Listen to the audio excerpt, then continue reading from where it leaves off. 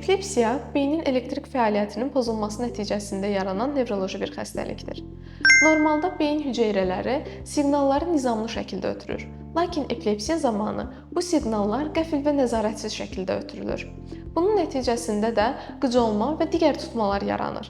Bu pozğunluğun yaranma səbəbləri müxtəlif ola bilər.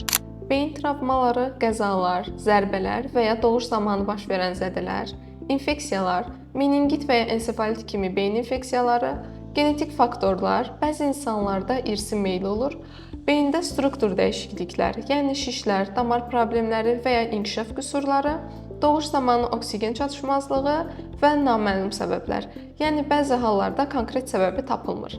Əsas əlamətləri nədən ibarətdir?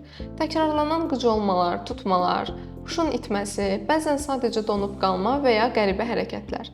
Müalicəsi isə xüsusi dərmanlarla nəzarətdə saxlanılır, bəzi hallarda əməliyyat da olunur, dərmanlar düzgün qəbul edilərsə insanlar normal həyat yaşayır. Yəni epilepsiya sadəcə bir xəstəlik deyil, fərqli səbəblərdən yaranan və düzgün müalicə ilə nəzarətdə saxlanıla bilən bir vəziyyətdir. Epilepsiya qorxulu deyil, idarə olunandır.